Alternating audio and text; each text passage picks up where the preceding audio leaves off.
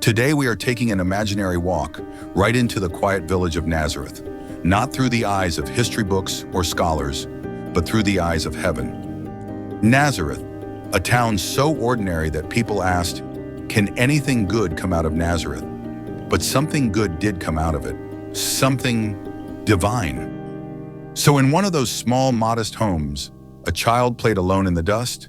To the neighbors, he was just that carpenter's boy just over there. But heaven knew better. This was Jesus, hidden in plain sight. The one who had hung all the stars was learning to hammer wood, and all the while, angels watched. From his earliest years, Jesus showed a quiet wisdom. He asked questions that made adults stop and think. He watched everything. The way leaves danced in the wind, the way the rain kissed the earth, the way people treated one another. But what made him different wasn't just what he saw, it was how he listened. Jesus wasn't taught by temple scholars. He didn't sit under the feet of the rabbis. Instead, he studied in a classroom made of sky, stone, and silence.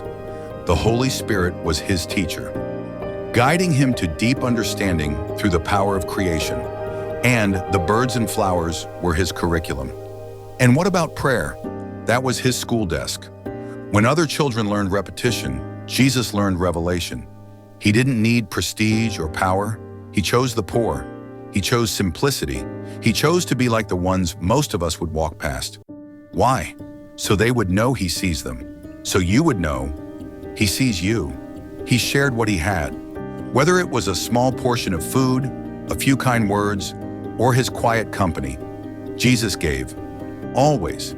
Now imagine this, a child, barely tall enough to carry a bucket of water, offering part of his bread to a hungry neighbor, whispering hope to a crying child, smiling at the outcast, talking to a donkey. That's who he was, even before the world knew his name. Satan wasn't blind to this. Though he failed to destroy Jesus as a baby, he now watched from the shadows, waiting for a moment of weakness. But there wasn't one. Temptations came, the kind that come to all children: cruel jokes, dares, insults, harmless mischief, the pressure to belong. But Jesus never caved. He was kind, yes, gentle, yes, but never compromising. He grew in wisdom and stature, and in favor with God and man.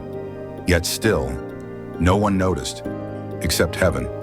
So what does this mean for us today? It means that God doesn't need a stage to do great things. He just needs a willing heart. It means that love often starts in the quietest places. It means your life, yes, yours, even in its hidden ordinary rhythm, is seen by heaven. I want to leave you with this thought. In the next episode, The Lonely Road of Innocence, we'll explore how Jesus stood alone among his peers, how he carried the weight of purity in a world that didn't understand it, and what that means for young hearts today. Make sure to follow this series, and if this message spoke to you, share it with someone you love. Until next time, remember, Jesus understands. He lived it. He chose it, just for you.